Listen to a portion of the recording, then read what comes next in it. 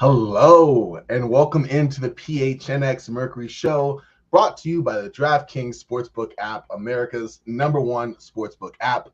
I'm Corban Ford, joined as always by just the best team ever. We have Aaliyah Baines to my right. Yep, sort of left there. We have Mallory Chanel, our great producer, on the right below me right here. Ladies, how y'all doing on this fine Tuesday? Very good. Can't complain. How about you guys? Good. Ready for the second episode. It's exciting. Yes, it is still working up this opening address for me because I was about to say hello. My name is Corban and welcome to it was a fun little start. But listen, I'm excited more than anything.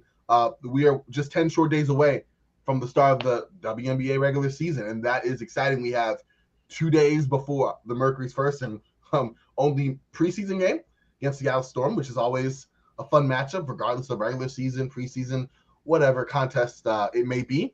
So we have that to look forward to. We also have some Mercury training camp news to get into here. So we got a little bit of that discussion, a little roster talk. It's going to be a fun show.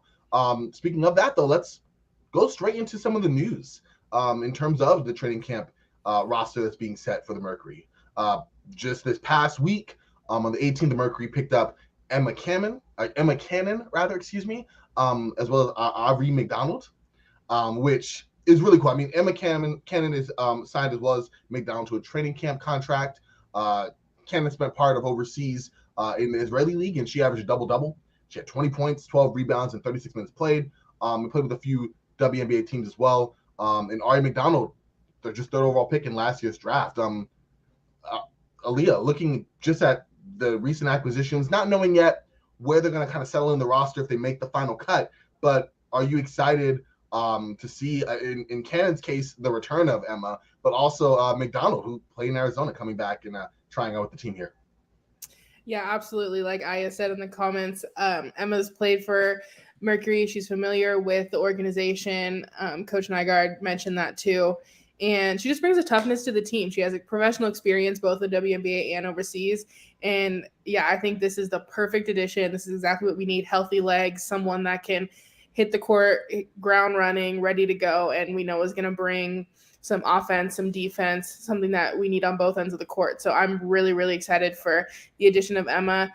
And yeah, McDonald, I mean, been a huge fan of her entire career at Arizona. I think it's, again, a perfect addition to the team and kind of like a hometown hero type story, even though, she's down in Tucson and is from Vegas. But yeah, I think it's the perfect place for her to land. And I see her playing style and her grit and determination blending really well with the Mercury roster. And I think, almost knock on wood, can see her being a Diana replacement in the future if she does make a spot on the roster.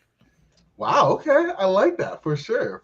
I definitely am always excited by homecomings. It's part of what makes the sports fan in me, my heart just get all warm, just seeing that happen. And so to have an opportunity here, especially for the Mercury in a position of need and potentially in other cases being a successor of sorts, that is terribly exciting as well. Right now, you already mentioned the Mercury is still undergoing camp and trying to find spots here. And this is a unique situation for the Mercury in terms of having so many younger players in, given their recent roster construction, the philosophy of looking more for big names, whether it is in free agency or in the trade market, trying to find those big players to kind of fit in around in the past, Anna Taurasi, of course, Brittany Griner, and making all or nothing run for the championship. So now, the byproduct of that is that you have these big contracts and the hit to the salary cap. So because of that, the Mercury have had fewer than 12 players each of the past 2 seasons rostered, which is a different scenario when you look at everything happening now and just how they're having to adjust there.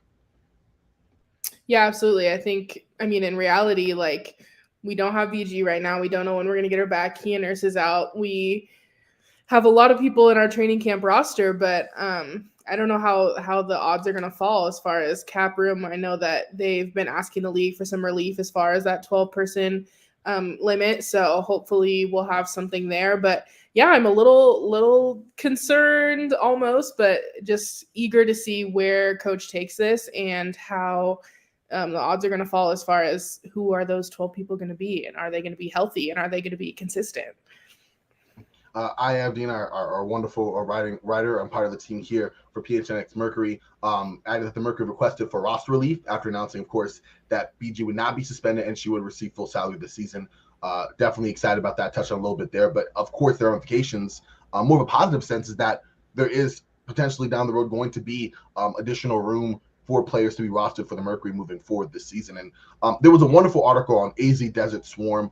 SB Nation was covering Arizona sports by the writer Kay Doss, which I thought was interesting, looking at how we're still getting to know, of course, new coach Nygaard and her philosophy with young players and rookies in particular, but looking at how, longtime coach Sandy Brandella and her staff, they definitely had more of a tighter leash for younger players, and we're really big about experience and even players they brought in. We look at Shea Petty and others who had, tremendous experience in the league before being on the team. So we're still not sure how Coach Nygaard's going to approach this. She did let some thoughts know in regards to one player in particular, Sam Thomas, again, who has had some experience, and also the vouching of Diana Taurasi, which is always great. But what do you think, Aaliyah, in terms of how Coach Nygaard's process is looking at, okay, new coach, picking up from where this team has had success this past year, more veteran laden, but at the same time, we need players to fill in key roles here, and they might be more on the younger side.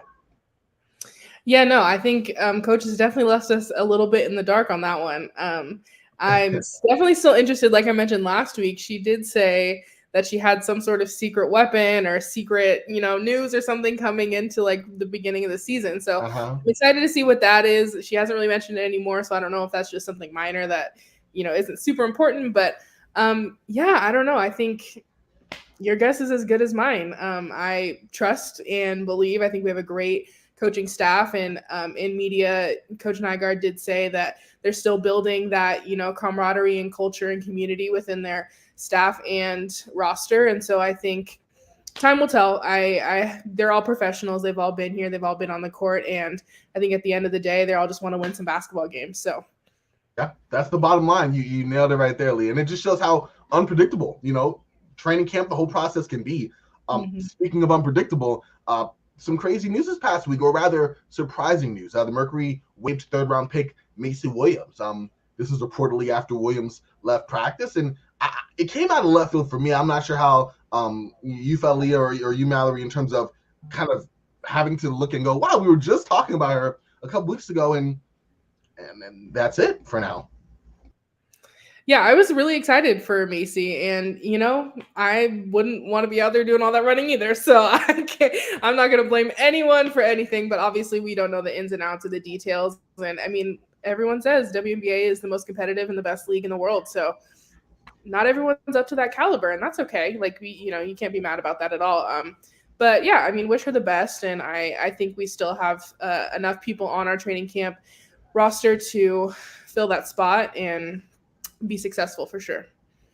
Yeah, and I think, as you guys were saying before, with the new coach building a new culture and everything, if someone doesn't fit with what you're trying to build, unfortunately, you got to go. You pretty much made that pretty succinct. Exactly, Mallory. Yep. And as for Macee, when we already talked about, definitely wishing her the best in her future endeavors in the W, overseas, wherever that may be in her basketball career.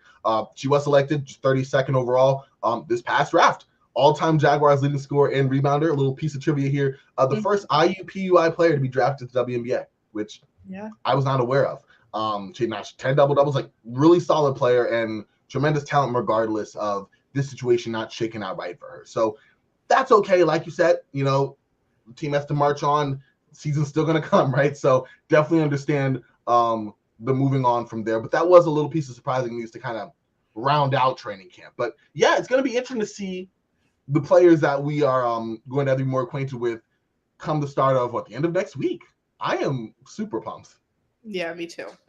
Definitely going to be pumped. One more thing, I'm almost just as pumped as for the start of the regular season.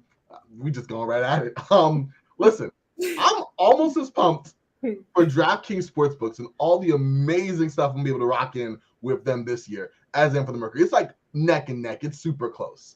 Listen, but y'all can be just excited as I am. Aaliyah, I know you are as well, I imagine. There's some excitement there. Absolutely. All right, there we are. Y'all can be part of this action as well. Turn the Mercury's victory. They're going to get a bunch of them into your own big win. New customers can bet just $5 on any team and get $200 in free bets. That $5 will get you more than a full line. I don't even think Subway does that anymore. But it's pretty simple. If they win, you win. You know the Mercury gets the W's. You can get in on that as well. Just betting in general. This is something new to me. But listen, I've been doing a lot of research. Me and Aaliyah have been kind of writing these notebooks out, strategizing, comparing notes. It's going to be a great year. I'm pumped for it. And with DraftKings Sportsbooks, you can be pumped as well, because by betting on WNBA hoops, you get the same game parlays, which you get to combine multiple bets from the same game for a bigger payout. That's just the more legs you add, the more money you win. You double up. All this terminology is just great to me. More, better, bigger, boom. All right. DraftKings is safe, secure, and reliable. Best of all, you can deposit and withdraw your cash whenever you want. So if you get in there and you get a little over ambitious, it happens. I'm the king of, putting down, we're going to do it all. And then, oh, maybe I was wrong. Okay. Okay. I'm sorry. Let's take some of that back. We're going to be a little quiet with it. And that's fine. DraftKings Sportsbooks give you the opportunity to do that as well. So there's really no fail in this. And I love when I can't fail personally. I'm just speaking for myself. So with that, y'all, please download the DraftKings Sportsbook app now. Use promo code PHNX. Bet $5 again on any WNBA team to win, but we really know it's the Mercury that we back over here. And get $200 in free bets if they do. If they win, you win with promo code PHNX this week at DraftKings Sportsbook. 21 and older, Arizona only. Gambling problem? 1-800-NEXT-STEP. New customers only. Minimum $5 deposit. Eligibility restrictions may apply. See DraftKings.com/sportbook for details.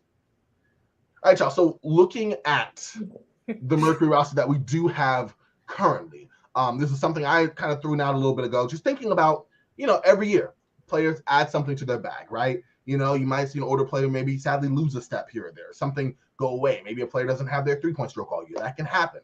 And so this kind of led us to the question of progression and regression candidates. And I'm sure we all have a few players that we are thinking about in terms of who we're probably going to improve or who might step back. And so we just want to have a little conversation with that. Aaliyah, I would throw the rock to Aaliyah, pass it around, and maybe talk about some players that we're hyped to see what they bring to the table moving forward, and maybe a player or two that, we're worried might just take a little step back. And that's no big deal. Yeah, I mean, obviously the elephant in the room, the GOAT, Diana, we want her to be healthy and consistent, but the last few seasons have proven otherwise. So I don't know. We'll see on that one. Obviously, we have the best intention and best hopes, and she's a force on and off the court. So she's going to be there to help the team regardless. But I really want to see a good, knock on wood final. Hopefully not. Hopefully she never retires. But yeah, I want to see her go out with a blaze of glory and really stay consistent and stay healthy. But we'll see. Obviously, Kia being her isn't ideal, but there's hope for her to come some point in this season. Yeah, I don't know. I mean, I think we have such a solid team that I'm not really worried about anybody. I'm excited for Cunningham. As I said, I'm really, really excited for Emma Cannon. I really, really hope that she gets a spot. And I know Shea Petty really wants to work on her defense. She mentioned that she wants to be one of the league's top perimeter defenders. So that's a goal of her own that she has. And I definitely support that and hope that I think it will really help the Mercury in the long run if we can strengthen that. So yeah, those are the ones that come to mind. Okay. Definitely like that. Mallory, do you have a name or two that you're interested in most? Yeah, definitely Sophie Cunningham. I think she proved to be the go-to shooter for the Mercury in the playoffs last year, but I want her to be that all season and in the playoffs this upcoming season for the Mercury. And then obviously, like Aaliyah said, it will be huge for Diana to stay healthy because she's going to be the heart and soul of this team for sure. Definitely. I from the chat said she thinks the Mercury need more bench production. I would definitely agree with that. Especially again on a veteran-laden team, the schedule is expanded, which for WNBA fans like ourselves, I'm sure we're pumped to see. But with that, that's a lot more, a lot more minutes, a lot more miles on these players. Injury management is going to be more key than ever, especially like Aaliyah mentioned with Diana Taurasi. Being a high volume player who's modified her game, and more of her shots this year and in the last couple of years have been from three. I think that's kind of a way of, decreasing the wear and tear of getting to the basket and such. But that's a player who I'm slightly concerned with on just a minutes load. But because of that, I'm excited for players like Diamond DeShields, who coming in. We're still not sure. She's still overseas right now, her and Brianna Turner, but having, when they do come back to the Mercury, getting themselves just rolling with the team. And DeShields reportedly wanted to come for a bigger role. She has the opportunity to do so right now, especially in fortune light of, Brittany Griner not being there and Diana Taurasi going to, of course, lead the way, but just being consistent, being able to play heavy minutes with the style of play that DeShields has. She had the third lowest mark of her career in scoring this past season. So I'm definitely looking for an uptick there. One other part I want to get your thoughts on in general, and this is someone who I'm torn, because I think that she could be a someone who steps up in a major way, but I also think that it could be a lot coming in, especially now just from the jump, and that's Brianna Turner. Looking at her filling in now, she had a great 2020, especially in the bubble, with the absence of Griner, and then she stepped up and did wonderfully alongside Griner all last year. But now, from the jump, we kind of know what it's going to be. And she'll be doing a lot of her minutes alongside Tina Charles, we can imagine. But what are your thoughts on, do you think, like, coming in from the jump, having already had an extended season overseas, bringing in that rebound and the energy, being a above the rim kind of lob threat for the Mercury? What are your thoughts on Turner this year? I'm excited for Turner. I mean, clearly she's doing extremely well overseas, and so I think if she brings that energy, she's gonna stay consistent. She averages 7-8 points, 9 rebounds. She makes a difference on the floor and in an offensive way for sure. So yeah, I mean, we can take all that we can get. I think that pairing with Tina is going to be unbeatable. But yeah, I have high hopes for her, and I agree. I think we can definitely push her and see her take more of a leadership role, especially with this season of so much change. Absolutely.